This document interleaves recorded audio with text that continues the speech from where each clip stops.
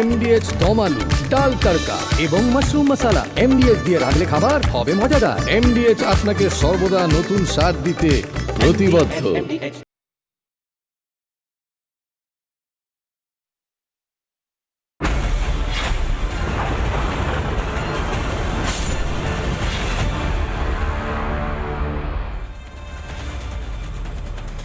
নমস্কার, জয় হিন্দ। দেখছেন কিশলয় অগ্নিবাণ, আমি কিশলয়। মুখ্যমন্ত্রী শুভেন্দু অধিকারীর বক্তব্য লাইভ শোনাচ্ছিলাম কিশলয় অগ্নিবাণে।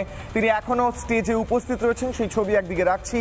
এই মুহূর্তে আজকের আলোচনার বিষয় হলো যে উদ্যোগগুলো, তীর্থক্ষেত্রগুলো উন্নয়ন করা কিংবা হিন্দুদের জন্য হিন্দু সুরক্ষার ক্ষেত্রে যে উদ্যোগগুলো মুখ্যমন্ত্রী নিচ্ছেন বা হিন্দু আধ্যাত্মিকতার ক্ষেত্রে যে উদ্যোগগুলো নেওয়া হচ্ছে, এর আগের সরকারগুলো, এর আগের বাম সরকার, তার পূর্বতন কংগ্রেস সরকার এবং একদম রিসেন্ট যে সরকার গেল তৃণমূলের সরকার, সেই আমলে কেন নেওয়া হয়নি, এবং উল্টে হিন্দু বিরোধী বিভিন্ন মন্তব্য করে আসা নেতা নেত্রী অথবা প্রাক্তন মুখ্যমন্ত্রীর সঙ্গে যদি কম্পেয়ার করা যায় তাহলে একদমই আলাদা ছবি দেখা যাচ্ছে। এই মুহূর্তে দাঁড়িয়ে মুখ্যমন্ত্রী শুভেন্দু অধিকারী যে বক্তব্য রাখলেন তাতে স্পষ্ট হচ্ছে হিন্দু তীর্থযাত্রীদের জন্য, হিন্দুদের জন্য সরকার কতটা ভাবছে এবং তাদের উন্নতির জন্য কতটা, ফেসিলিটিসের জন্য কতটা তারা এফোর্ট লাগাচ্ছে। আমি একদম এই থেকেই আজকে যারা উপস্থিত রয়েছেন কিশলয় অগ্নিবাণে, এই টপিক থেকে আমি ডিবেটে যাব। রাজর্ষি লাহিড়ী উপস্থিত রয়েছেন, বিজেপি মুখপাত্র। সৌরপ্রিয় দত্ত রাজনৈতিক কর্মী আমার সঙ্গে রয়েছেন। দেবাশিস ঘোষ রাজনৈতিক বিশ্লেষক আমার সঙ্গে রয়েছেন। মানস ভট্টাচার্য গবেষক আমার সঙ্গে রয়েছেন। স্বামী রামানন্দ তীর্থ আমার সঙ্গে থাকবেন অনলাইনে। বলদেব বিদ্যাভূষণ দাস আমার সঙ্গে থাকবেন অনলাইনে। আমি মানসদাকে দিয়ে আজকে শুরু করতে চাই। মানসদা, আমি একটু পরে আমি কয়েকটা কম্প্যারিজন দেখাবো, বাইটও শোনাবো। প্রাক্তন মুখ্যমন্ত্রী মমতা বন্দ্যোপাধ্যায়ের সময় হিন্দু ধর্মকে গান্দা ধর্ম বলা থেকে শুরু করে হিন্দু তীর্থযাত্রীদের বিভিন্ন ফেসিলিটিস না থাকার কারণে, সেই অভাবগুলোর কারণে তীর্থযাত্রা করাটা একটা দুরূহ হয়ে উঠতো, সেই পয়েন্টটার কারণে এই সমস্ত কিছু একদিকে যদি রাখা হয় আর একদিকে যদি এই উদ্যোগগুলো দেখা হয় তাহলে তো আকাশ পাতাল পরিবর্তন হয়েছে। মানসদা। একদমই তাই। আমরা আস্তে আস্তে আমাদের সভ্যতায় ফিরতে চাইছি।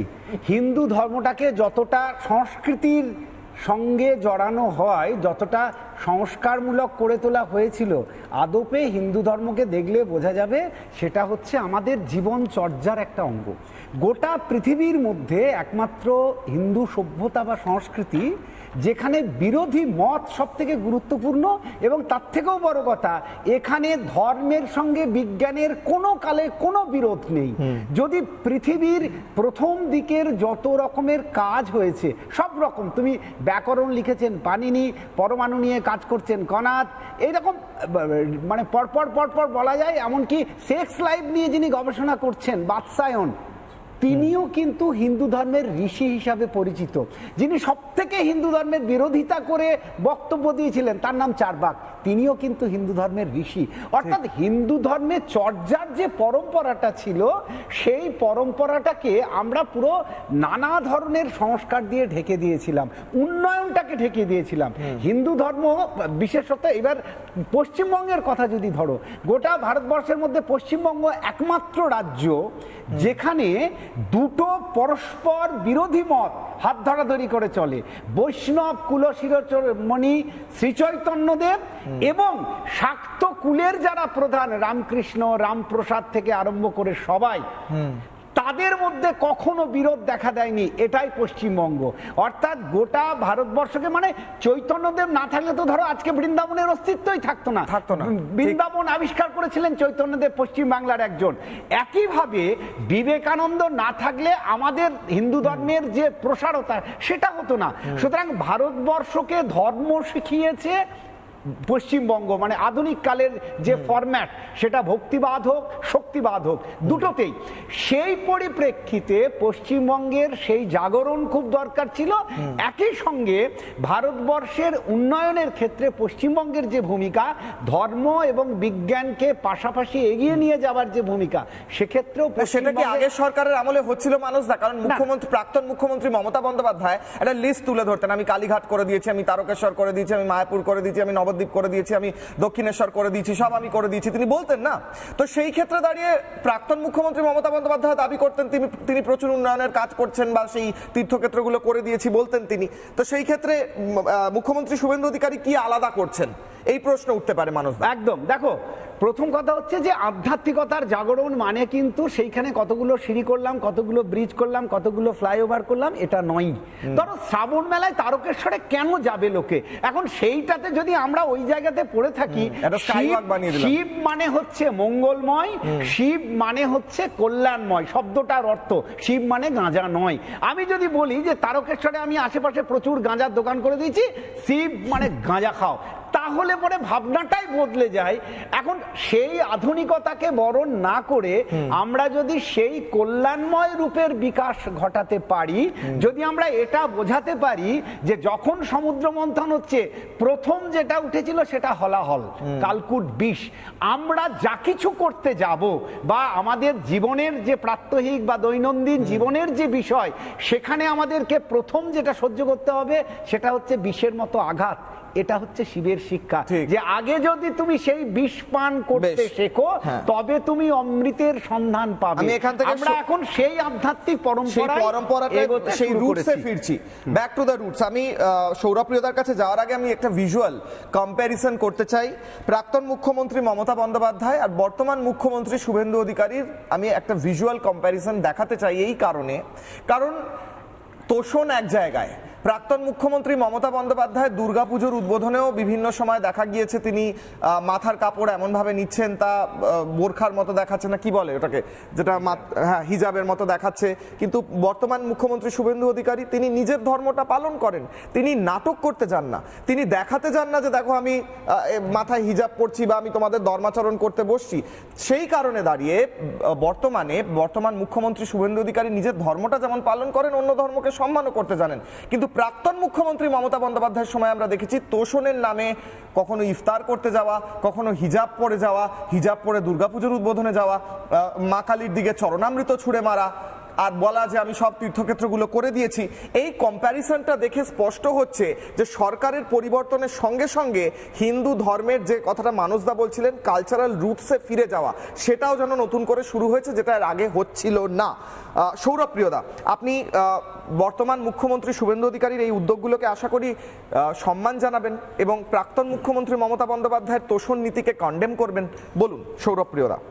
না, একদম। আজকে শুভেন্দু অধিকারী যে শ্রাবণী মেলায় গিয়ে যে উদ্যোগ নিয়েছেন, একজন হিন্দু হিসাবে, একজন হিন্দু ভক্ত হিসাবে আমি ভীষণ গর্বিত। ভালো লাগছে দেখে যে উত্তরোত্তর বিভিন্ন ধর্মীয় স্থানের শ্রীবৃদ্ধি হচ্ছে, এটা নিয়ে আমার কোনো আপত্তি নেই। কিন্তু আমার প্রথমেই হাসি পেয়ে গেছে, উনি আমার পরম শ্রদ্ধেয় যিনি এর আগে বললেন যে আমরা এখন সভ্যতায় ফিরছি। মানে এতদিন আমরা সভ্যতায় ছিলাম না। স্বামী বিবেকানন্দ বলেছেন যে জীবে প্রেম করে যেই জন সেই জন সেবিছে ঈশ্বর। সেই সময় আমরা সভ্য ছিলাম না, এখন শুভেন্দু অধিকারী আমাদের সভ্য বানাচ্ছে। আমরা তখন সভ্য ছিলাম না, কারণ এটা বলতে চেয়েছেন না, জানেন আমি আমারটা বলি। এই যে স্বামী বিবেকানন্দ যখন বলেছেন না যে জীবে প্রেম করে যেই জন, তো ওখানে স্বামী বিবেকানন্দ বলেননি যে হিন্দু জীবে সেবা করে যেই জন, মুসলিম জীবে নয়, হিন্দু জীবে প্রেম করে যেই জন সেই জন সেবিছে ঈশ্বর। এটা কিন্তু স্বামী বিবেকানন্দ বলেননি। অর্থাৎ জীব মানে সে হিন্দু হতে পারে, সে মুসলিম হতে পারে, সে খ্রিস্টান হতে পারে, সে কুকুর, বিড়াল, হাতি, মশা, পিঁপড়েও হতে পারে, তাই না? তো যাই হোক, এই সভ্যতায় ফিরছি, এটা আমার অদ্ভুত লাগলো। না না, আজকে এই উনি বললো না আমি সভ্যতায় ফিরছি, মানে যে সভ্যতা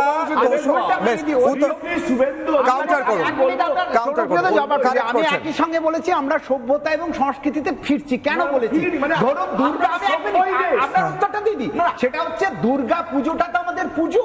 সেইখান থেকে আমরা কোথায় পৌঁছেছিলাম? জুতো দিয়ে দুর্গাপুজোর প্যান্ডেল কলকাতায় হয়েছে। আজান বাজছে। মনে হয় যে জুতো দিয়ে দুর্গাপুজোর প্যান্ডেলের থেকে নিষ্ঠা ভুলে দুর্গাপুজো করাটা অনেক বেশি জরুরি। এখন বলেছেন আপনার সঙ্গে, আপনি আমাকে হ্যাঁ, সুতরাং আমরা জুতোর দুর্গা থেকে আমরা অরিজিনাল দুর্গাতে ফিরছি। আমি তো এগুলো সাপোর্ট করছি না।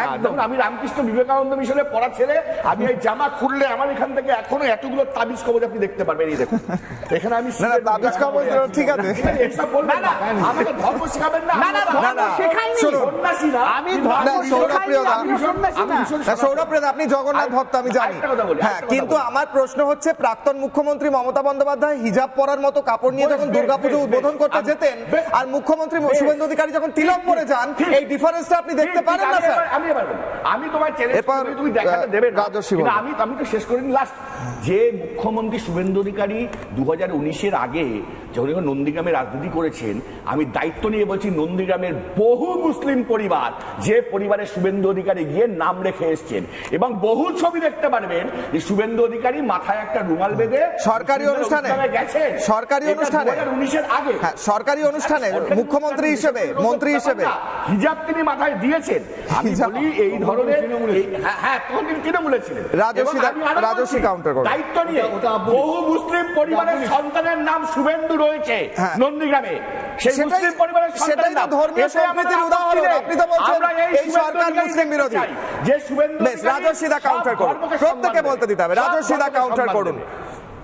স্বামী বিবেকানন্দকে নিয়ে যখন কথা হচ্ছে কিশলয়, তখন বলতে হয় স্বামী বিবেকানন্দকে কোট করেই বলছি, আমার চোখের সামনে এমন একটি দৃশ্য জীবন্ত হয়ে ভাসছে, আমাদের প্রাচীন জননী আবার জাগ্রত হচ্ছেন এবং তার সিংহাসনে উপবিষ্টা তিনি, এবং আগের চেয়েও বেশি মহিমান্বিত।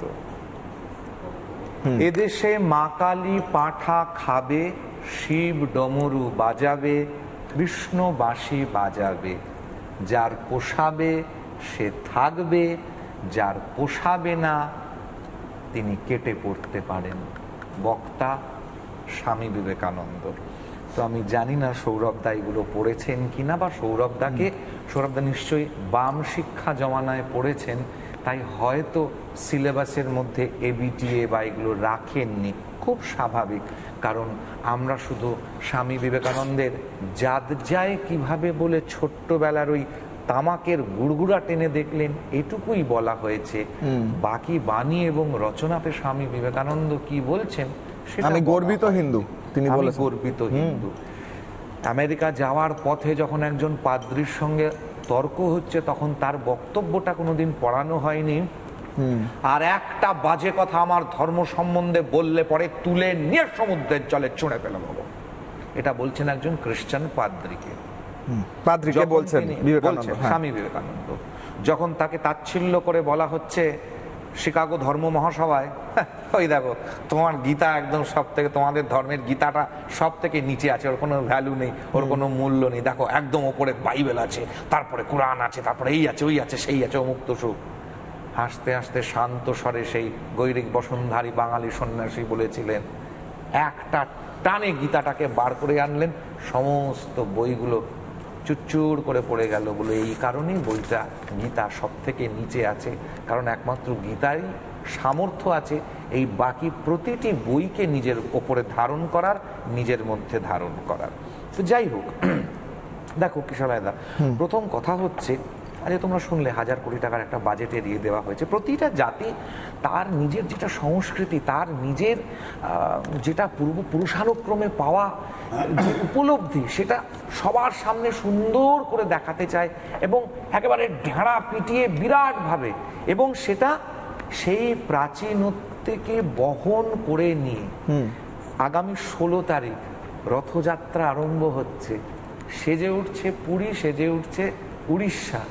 তুমি ভাবো তো, ঠিক যেরকম ভাবে উড়িষ্যা কিন্তু সেই মহাপ্রভু চৈতন্যদেবের সময় বা তারও আগে, মহারাজা ইন্দ্রদুম্ন, আমি যদি খুব ভুল না করি, সেই সময় থেকে যে জিনিস মহাপ্রভু চৈতন্যদেব দেখলেন, আমরাও সেই একই জিনিস, সেই ভাব, সেই ধারাটাকেই কিন্তু দেখছি। যে কথা মানুষটা বললেন, বাঙালির তো দুর্গাপুজো ছিল, কিন্তু দুর্গাপুজোর প্যান্ডেলে কেন আমরা এটা ধরে রাখতে পারলাম না? কেন আমাদের জুতোর প্যান্ডেল করতে হলো? কেন আমাদের দুর্গা প্যান্ডেলে আজান শোনাতে হলো? কেন জগন্নাথ দেবের রথযাত্রা তো করতে হয় না? গোটা বিশ্বে যেরকম ভাবে সমাদৃত, তাহলে আমাদের বাঙালির যে এই সতী ক্ষেত্র, শক্তিপীঠ আছে, মা কালীর কে নিয়ে যে বিরাট উন্মাদনা আছে, সেটাকে কেন আমরা বিশ্বের সামনে সেভাবে তুলে ধরতে পারি না? আমরা ব্রহ্মময়ী তারাকে কেন তুলে ধরতে পারি না? আমরা কেন দুর্গাপুজোকে সেইভাবে যেভাবে দুর্গাপুজো প্রবাসী বাঙালিরা- দুর্গোৎসব হয়ে গেল, একটা উৎসব বা না, না, না, কার্নিভাল এই যে- হয়ে গেল। এই যে এটা বলতে হবে। প্রথম বাঙালির ছিল দুর্গা পূজা, তারপর সেখান থেকে পূজা সরে গেল হলো দুর্গোৎসব, পূজা আউট উৎসব ইন। তারপরে কিছু বছর পর শারদোৎসব। খবরের কাজে হলো দুর্গা শারদোৎসব, নামটাই উড়ে গেল। দুর্গা আউট, পূজা আউট, শরৎ ইন, উৎসব ইন, ঠিক। অর্থাৎ পুজো নয় উৎসব। এরপরে আরো কিছু বছর পরে দেখা গেল শারদিয়া, উৎসব পুজো দুর্গা সব বাদ। দুর্গা পুজো ইজ নট আ রিলিজিয়াস কাদের প্ল্যানে হলো এটা, Rajasvi? It is a social gathering. মানে ফ্রান্সের কার্নিভালের মতন, ব্রাজিলের কার্নিভালের মতন দুর্গাপুজো হচ্ছে একটা কার্নিভাল, ব্যাস। শুরু করলেন বামপন্থীরা, কৃতি ছাত্রী মমতা বন্দ্যোপাধ্যায় টেনে নিয়ে গিয়ে, তিনি বা কম যাবেন কেন, মা দুর্গাকে র্যাম্পে হাঁটিয়ে দিলেন। মা দুর্গা অপেক্ষা করবেন বিসর্জনে, কবে ঠিক। তিনি আসবেন, এসে দাঁড়াবেন, সমস্ত মা দুর্গা লাইন দিয়ে তার সামনে র্যাম্প ওয়াক করতে করতে যাবে। তো এই যে সংস্কৃতির অধঃপতন, হ্যাঁ। যে বাঙালির রানী ভবানী কাশী উদ্ধার করলেন, হ্যাঁ। এবং কাশীর অর্ধেকে তিনি বিশ্বনাথের মন্দির প্রতিষ্ঠা করার চেষ্টা করলেন, পারলেন না মুঘল সাম্রাজ্যের জন্য, কারণ তখন তৃতীয় পানিপথের যুদ্ধে ধ্বংস ছোট হয়ে বড়। গেছে। 25 মণ চালের অন্ন ভোগ প্রতিনিয়ত কাশীতে দেওয়া হতো। ঠিক। কেন এই সমস্ত মেলা? রাজা ভরমল্ল রায়, কজন জানে তারকেশ্বরের মন্দিরের প্রতিষ্ঠাতা, হ্যাঁ। শ্রাবণী মেলা, না, এগুলো যেখানে জানা হচ্ছে যায়নি কেন রাজা রাজস্বী? ভরমল্ল রায়, দুর্গাপুজো 1739 দুর্গোৎসব বা শারদোৎসব হলো কেন? এবার সেখান থেকে ফেরার সময় এসেছে। এবার আবার যেটা মানসদা বলছিল একদম শুরুতে, আবার বলি, কালচারাল রুটসে ফেরার সময় এসেছে। আমি দেবাশিসের কাছে যাওয়ার আগে, বাকিদের কাছে যাওয়ার আগে মুখ্যমন্ত্রী শুভেন্দু অধিকারী একটা বক্তব্য শোনাবো, কিভাবে বাংলার কালচারাল রুটসে ফিরে যাওয়া, আবার নতুন উদ্যোগ নেওয়া হচ্ছে, সরকার কি করছে দেখুন। আপনারা শুনলে খুশি হবেন, বর্তমান পশ্চিমবঙ্গ সরকার তীর্থক্ষেত্র সার্কিট তৈরি করার সিদ্ধান্ত নিয়েছে। মুর্শিদাবাদের কিরিটেশ্বরী থেকে কুচবিহারের মদনমোহন জিউ হয়ে জলপাইগুড়ির জলপেশ হয়ে বীরভূমের তারাপীঠ পর্যন্ত একটি তীর্থক্ষেত্র সার্কিট তৈরি হবে। তার জন্য আগামী 2 বছর 1000 কোটি টাকা বাজেটে বরাদ্দ করা হয়েছে। দেবাশিস ঘোষ, রাজনৈতিক বিশ্লেষক। দেবাশিস দা, বামেদের সময়, তৃণমূলের সময় যে কাজগুলো হতে পারত, যে কালচারাল রুটস বা আধ্যাত্মিক শিকড়ে ফেরা যেতে পারত, যেভাবে সম্মান করা যেতে পারত হিন্দু ধর্মকে, সেভাবে না করে উল্টোটা করা হয়েছে। এমনকি প্রাক্তন মুখ্যমন্ত্রী মমতা বন্দ্যোপাধ্যায় বলেছেন গন্ধা ধর্ম। উত্তর দিন। আমি আমার আগের বক্তা যিনি ছিলেন তিনি স্বামী হ্যাঁ, বিবেকানন্দ দেখাতে পারবো, এরপরেই দেখাচ্ছি। হিন্দু ধর্ম গন্ধা ধর্ম, এটা মমতা বলে এটাই দেখিও। আমার আগের বক্তা স্বামী বিবেকানন্দর কথা বলছিলেন। আমি একটু নেতাজির কথা বলি। নেতাজি বলেছিলেন ধর্মকে সম্পূর্ণরূপে রাজনীতি থেকে বাদ দেওয়া উচিত, ধর্ম ব্যক্তি বিশেষের বিষয় হওয়া উচিত, ধর্মীয় বিষয় দ্বারা রাজনীতি পরিচালিত না হওয়া উচিত। এটা নেতাজি সুভাষচন্দ্র বক্তব্য। না, দেবো কাউন্টার। এবং আমার বক্তব্য যে বামপন্থীদের প্রচুর দোষ আছে, খুব বাজে দল হয়তো তোমাদের ভাষায়, তাই জন্য তারা আজকে সরকারে নেই। কিন্তু আমি কোনো বামপন্থী মন্ত্রীকে বা কোনো নেতাকে বা কোনো মুখ্যমন্ত্রীকে কখনো কোনো এরকম ধর্মীয় অনুষ্ঠানে ফিতে কাটতে বা বক্তৃতা দিতে দেখিনি। কারণ আমি যেটুকু জানি বা বুঝি, একজন মুখ্যমন্ত্রী, তিনি একজন হিন্দুরও মুখ্যমন্ত্রী, তিনি একজন মুসলিমের মুখ্যমন্ত্রী, তিনি একজন খ্রিস্টানেরও মুখ্যমন্ত্রী, তিনি সবার মুখ্যমন্ত্রী।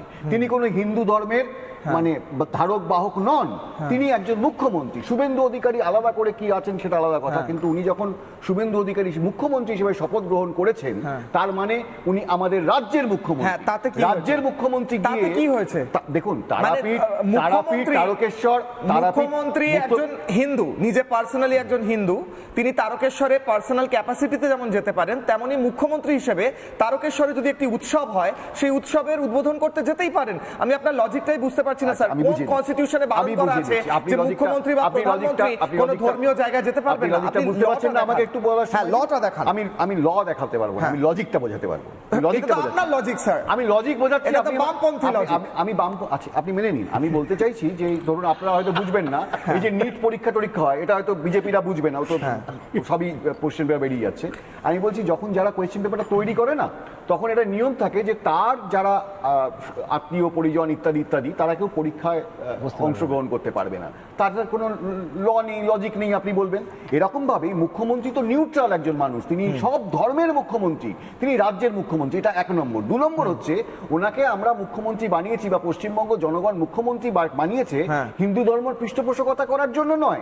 সরকার এসেছে আমার রাজ্যটাকে এগিয়ে নিয়ে যাওয়ার জন্য, আমার ধর্ম এগিয়ে নিয়ে যাওয়া, ধর্ম মানুষের ব্যক্তিগত ব্যাপার, ধর্ম ব্যক্তিগত ব্যাপার, কিন্তু তীর্থক্ষেত্রের ফ্যাসিলিটি সরকারের দেখার কথা, কারণ সেখানে রাজ্যের মানুষরা তীর্থ করতে যান, তাদের জল খাওয়া, তাদের রাস্তায় হাঁটা, তাদের সেই পর্যটনের মধ্যে পড়ে, পর্যটনের মধ্যে পড়ে, পর্যটন হিসেবে রিলিজিয়াস টুরিজম। একটা মন্দিরে গেলে সেটা রিলিজিয়াস টুরিজম আপনি নয় ব্যবসা স্যার। করুন না, পর্যটন সেখানে ধর্মের অযোধ্যায় কেউ গেলে ধর্মের সেটা সুশ্রী religious দিচ্ছেন কেন? tourism নয়। ধর্মের সুশ্রী দিচ্ছেন কেন? ওই পর্যটন ওখানে করুন সে না। গেছে কেন?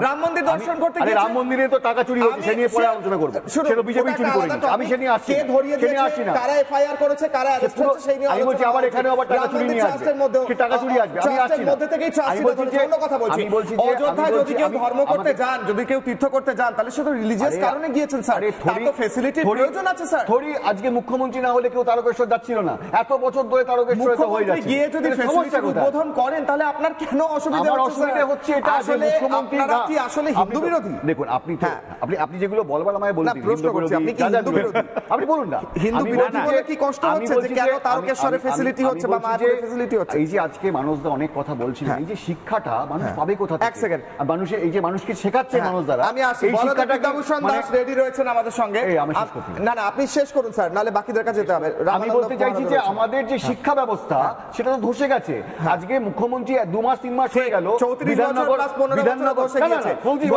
গতকাল ঘোষণা হয়েছে 81,000 আমি স্কুল বলছি নতুন করে রিভ্যাম্প আমি হবে। বলছি আমি যে আবার আসবো আজকে দেবাশিস, বিধাননগর আপনার point গভর্নমেন্ট বললেন। স্কুলের মতো জায়গায় হ্যাঁ, আসছি রাজস্বী। বন্ধ হয়ে গেছে স্কুলটা। বলদেব বিদ্যাভূষণ দাস আমার সঙ্গে 5 রয়েছেন। দিনের মধ্যে রাজস্বী, ছোট 4 করে দিন একটা কাউন্টার করো। আপনারা তো আচ্ছা। আপনাদের পয়েন্ট থেকে অন্যদিকে সরতে এক সেকেন্ড, যান না, বলদেব বিদ্যাভূষণ দাস এবং রামানন্দ তীর্থ আমার সঙ্গে রয়েছেন। বলদেব বিদ্যাভূষণ দাসের কাছে আমি আগে যাব। সনাতনী প্রচারক, গোটা দেশে এবং দেশের বাইরেও, বাংলাদেশ সহ বিভিন্ন জায়গায় প্রচার করেছেন হিন্দু ধর্মের, সনাতন ধর্মের। আপনার কি মনে হচ্ছে স্যার এই মুহূর্তে দাঁড়িয়ে? বলদেব প্রভু, আপনার কাছে সরাসরি যাচ্ছি স্যার। আপনার মনে হচ্ছে যে এর আগের বিগত সরকারগুলোর আমলে হিন্দুদের তীর্থক্ষেত্র যা গুরুত্ব দেওয়া হতো, হিন্দুদের তীর্থক্ষেত্রে ফেসিলিটিস নিয়ে যা গুরুত্ব দেওয়া হতো বা হিন্দুদের জন্য যা গুরুত্ব দেওয়া হতো, এই সরকারের আমলে তার চেয়ে পরিবর্তন হয়েছে, ইমপ্রুভ হয়েছে? আপনার কি মনে হচ্ছে স্যার? বলুন বলদেব বিদ্যাভূষণ প্রভু, তারপর স্বামী রামানন্দ তীর্থ। Thank you Kishala. হ্যাঁ, এটা তো নিঃসন্দেহে যে বর্তমান সরকার, আমি যে কিছুদিন আগেরও দেখি যে আপনার কুম্ভ মেলার যখন এখানে আয়োজন করছিলেন মানে ইউপি গভর্নমেন্ট যোগী আদিত্যনাথ, তার কিছুদিন পরে আমি দেখলাম একটা নিউজ, 1 ট্রিলিয়নে ইকোনমিতে হিট করেছে এই ইউপি। তার কারণ হলো এত সংখ্যক লোক এসেছে যে ওখানকার লোকাল যারা ছিল বিপুল পরিমাণে তারা বেনিফিটেড হয়েছে ওই কুম্ভ মেলার মাধ্যমে। এবং বাইরে দেশ বিদেশ থেকে বিভিন্ন জায়গা থেকে যত লোক এসেছিল তারা সব অর্থ এখানে এসে ঢেলেছে। তো এটা not religious point of view. আমি যে সৌদি আরবে যদি আমরা দেখি, ওখানে বিরাট একটা ইকোনমি জেনারেট হয় মক্কা, যারা মক্কায় যায় ওখানে, এটা সকালেই জানে। তো সেখানে কোটি কোটি ডলার খরচ করে ওখানে সেট আপ করা হয়েছে, যারা তীর্থযাত্রী তাদের জন্য ব্যবস্থা করা হয়েছে। এটা অত্যন্ত, আমাকে একবার এক বিদেশি ভক্ত বৃন্দাবনে বলেছিল যে ভারতবর্ষ একটা সনাতন ধর্মের পীঠস্থান, সবাই আমরা জানি, এখানে এই তীর্থস্থানগুলো কেন এত অবহেলিত, কেন সরকারের দিকে নজর দিচ্ছে না? সরকার আধুনিক সভ্যতার দিকে এত চিন্তা ভাবনা করছে, কিন্তু ভারতবর্ষ থেকে পৃথিবীর সব মানুষ তাকিয়ে আছে, ধর্মীয় চেতনা উদ্বুদ্ধ হয়ে তারা এখানে আসে এবং তারা বিভিন্ন তীর্থস্থানে যায়। তো এত বর্তমান সরকারের এই পদক্ষেপ খুব একটা প্রশংসনীয় একটা পদক্ষেপ, বিশেষ করে পশ্চিমবাংলা একটা ধর্ম, সংস্কৃতি, কালচারের একটা জায়গা, পীঠভূমি, তো কোনো না কোনো ভাবে আজকে দীর্ঘদিন ধরে এটা খুব অবহেলিত হয়ে আছে। এটা অনেকে মূল্যায়ন করছে না, বামেরা হোক যারা হোক, তাদের নোংরা রাজনীতি দিয়ে হোক, এটা ধর্মের একটা কালার দেওয়া হয়েছে, কিন্তু আসলে তো তা না। আজকে মায়াপুর দেখুন, মায়াপুর ওয়ার্ল্ড হেডকোয়ার্টার, আপনি কল্পনা করতে পারেন ওয়ার্ল্ড হেডকোয়ার্টার, যেখানে 1000 সেন্টার রয়েছে সারা পৃথিবীতে, 1000 অধিক কোটি কোটি ভক্ত রয়েছে। কি রিসোর্স আমাদের, কি ধরনের, কত মায়াপুরে যারা আসেন তারা শুধু 5000 10,000 বা বৃন্দাবনে যারা আসেন এই টাকা খরচ করে যান না, তারা এখানে আসেন, তারা এখানে সময় তারা অতিবাহিত করেন, তারা খরচা করেন, তারপরে সাথে এত কিছু তারা কিনে নিয়ে যান শপিং করে, যেগুলো স্পিরিচুয়াল প্যারাফাইনালিয়া যেগুলো আছে নিয়ে যান। এটা বিরাট একটা ইকোনমি। তা আজকে মোদী যোগী সরকার যে 1 ট্রিলিয়ন ইকোনমি ওখানে জেনারেট করেছে, কিভাবে হয়েছে? ওইটা ওখানে সব সনাতন ধর্মের যে পীঠস্থানগুলো ওখান থেকে হয়েছে। আর আমরা যদি দেখি সাউথ ইন্ডিয়া, আপনি বলছেন স্পিরিচুয়াল কাল্টিভেশন বা আধ্যাত্মিক চেতনার সঙ্গে যদি ইকোনমিও গ্রো হয়, তাহলে কাদের আপত্তি থাকতে পারে? এটা তো সোনায় সোহাগা। আধ্যাত্মিক চেতনা বৃদ্ধি হচ্ছে, মহাপ্রভুর লেগেসি ছড়িয়ে যাচ্ছে, তার সঙ্গে ইকোনমিও বৃদ্ধি হচ্ছে। তাতে যদি কারোর সমস্যা থাকে তাহলে সেই ব্যক্তির মধ্যে প্রবলেম আছে আমি মনে করি, তাই নয় কি? ছোট করে বলতে শেষ করুন, অনেক আরেক ব্যক্তি রয়েছে যারা বলবেন। তারা বুঝতে পারছে না ব্যাপারটা। ভারতবর্ষ, এটা ভারতবর্ষ, এটা সনাতনী কালচার, এটা মানুষ সবার সমস্ত পৃথিবী সেটা লুফে নিয়েছে। প্রভুপাদ সেটা প্রমাণ করেছেন। সমস্ত পৃথিবীর লোক আজকে ভারতবর্ষে আসছেন শুধু এটাকে বেস করে, এবং সেখানে crore crore million dollar generate হচ্ছে, সরকারের কুশাগারে জমা হচ্ছে এগুলো। তো সেটা মহারাজ বলেনি, মহারাজ এখনো বলেনি। ধর্মকে নিয়ে ব্যবসা করছেন এটা বলাটা অন্যায়। আমরা যারা প্রতিবাদ করছি ধর্মকে নিয়ে ব্যবসা করাটা, আপনারা বলছেন না ব্যাংকক যদি সেক্স ইন্ডাস্ট্রি করে বড় হতে পারে, আমরা ধর্ম থেকে এই কম্পারিজন আমি কন্ডেম করি। আপনি কিসের সাথে কিসের কম্পেয়ার করছেন? এটাকে আমি কন্ডেম করি। আপনি একটা ইন্ডাস্ট্রি, যে একটা স্পিরিচুয়াল ইন্ডাস্ট্রির সঙ্গে আপনি একটা এমন ইন্ডাস্ট্রির কম্পারিজন করছেন যেটা শুধু আপনারাই করতে পারেন। আমি কন্ডেম করি দেবাশিস দা, কন্ডেম করি। আপনি হচ্ছে ভারতবর্ষে ধর্ম বলতে কি বোঝায় এটা যতক্ষণ না আমি বলছি, শুনুন না, ধরুন আমি বলছি, এক মিনিট শুনুন না, এই রাজনীতির মতো যতক্ষণ না মানুষ বুঝছে এইটা নিয়ে ধর্ম আর ধর্মমতকে এক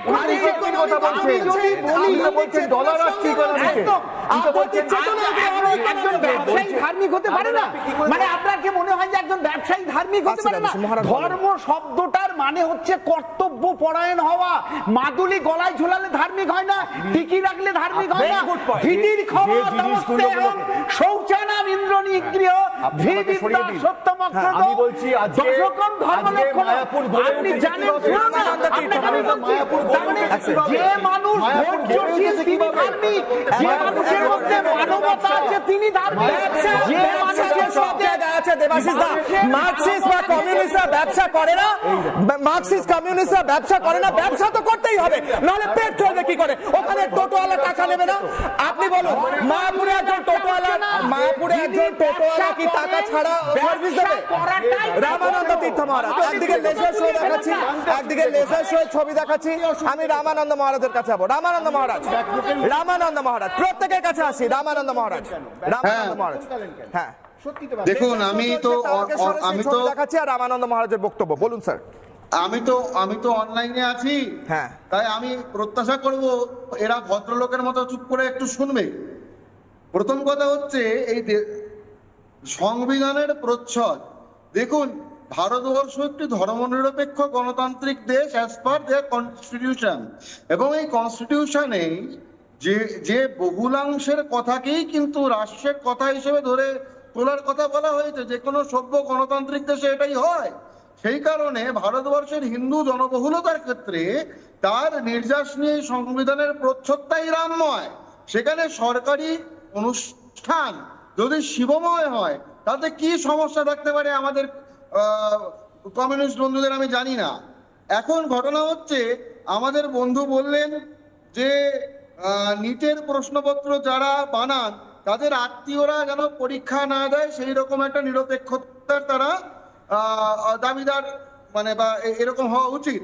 এখন বিষয় হচ্ছে, শিক্ষা নিয়ে আপনাদের কথা বলে কি সাজে?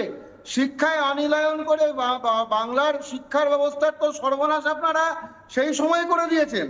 দ্বিতীয় কথা হচ্ছে যেটা আপনারা তো শুধুমাত্র এই সমস্ত বুনিয়াদী স্তরের শিক্ষার কথা ছেড়ে দিন, আপনারা জেএনইউ, যাদবপুর ইউনিভার্সিটি, যেগুলিতে বামপন্থী ইউনিয়ন এতদিন পর্যন্ত স্ট্রং ছিল, সেখানে আপনাদের যে ফ্যাকাল্টি মানে কমরেডস ইন ফ্যাকাল্টি, তাদের বামপন্থী ছেলেদেরকে এমফিল পিএইচডি করে ওটাতে কতটা সাহায্য করেছে সেটা গোটা ভারতবর্ষের লোক জানে। আচ্ছা, শেষ পর্যন্ত দেখুন, আপনারা এই যে কদর্যভাবে একটি ধর্মীয় অনুষ্ঠানকে সেক্স ইন্ডাস্ট্রির সঙ্গে তুলনা করলেন, আমি তীব্র ভাষায় একদম হৃদয়ের সর্বনিম্ন স্তর থেকে একে ধিক্কার জানাই। তবে আপনাদের কাছে তো এটাই প্রত্যাশিত, কারণ আপনাদের প্রোডাক্ট ঋতব্রত ব্যানার্জি, সুশান্ত, তন্ময় ভট্টাচার্য, সর্বোপরি মাও সেতুং, তাদের যৌনদাসী বা বিকৃত যৌনতার কথা আমরা সবাই জানি। সর্বোপরি আপনাদের সর্বোচ্চ নেতা লেনিন সিফিলিসের মতো যৌন রোগে মারা গিয়েছিল, ফলে আপনারা সেক্স ইন্ডাস্ট্রি এইসব ব্যাপারে ভালো জানবেন, সেটা খুব স্বাভাবিক ব্যাপার।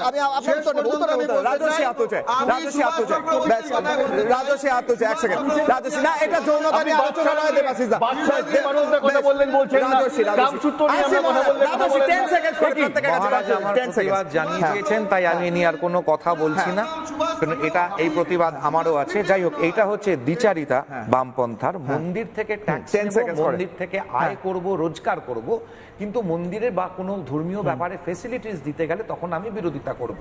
প্রমাণ কি? পদ্মনাভ স্বামীর মন্দিরের কেস বিশ্ব সংসারে সবাই জানেন, সুপ্রিম কোর্টকে হস্তক্ষেপ করে পদ্মনাভ স্বামীর মন্দির টোটাল ডিটেলস রাজ পরিবারকে দিয়েছিল। আমি নেতাজিকে নিয়ে দুটো কথা আমাকে বলতেই হবে দাদা, আমি ছোট করেই বলছি। প্রথম কথা হচ্ছে, নেতাজির বক্তব্য পরিষ্কার ছিল, হিন্দু ধর্ম কেন প্রসিলিটাইজিং রিলিজিয়ন হবে না ক্রিশ্চিয়ানিটি এবং ইসলামের মতন, অর্থাৎ পরিবর্তন করার জন্য আফ্রিকার ইত্যাদি জায়গায়। মান্দালয় জেলে সুভাষচন্দ্র বোস দোল দুর্গোৎসব সরস্বতী পুজোর করার জন্য অনশনে বসেছিলেন এবং ওনারা রেজ্জাক মোল্লাকে একটা কথা বলতে পারেন না, একটা সেন্টেন্স বলতে পারেন, ব্যাস আমার সময় শেষ হয়ে যায়, একটা সেন্টেন্স কি বলবো যে এই বাংলা আগেও ধর্মনিরপেক্ষতার সেরা উদাহরণ ভারতবর্ষে ছিল, আজও আছে, এবং আমি আশা করি শুভেন্দু অধিকারীর নেতৃত্বে এই ধর্মনিরপেক্ষতার উদাহরণ সব সময়ের জন্য থাকবে। বেশ, একদম হয়ে গেছে। গত কয়েক দশকে যে হাজার হাজার কোটি টাকা সরকার আয় করেছে মন্দির থেকে, সেই টাকাটা যদি সরকার না নিত, কোন সরকারের সাহায্যের দরকার ছিল না তীর্থস্থানের উন্নয়নের আমি জন্য। একটা সরাসরি ছবি দেখাবো, লেজার শো চলছে তারকেশ্বরে, এবং সেই শো দেখিয়ে, সেই ছবি দেখিয়ে আমি আজকের কি সালার অগ্নিবাণ শেষ করছি এখানে।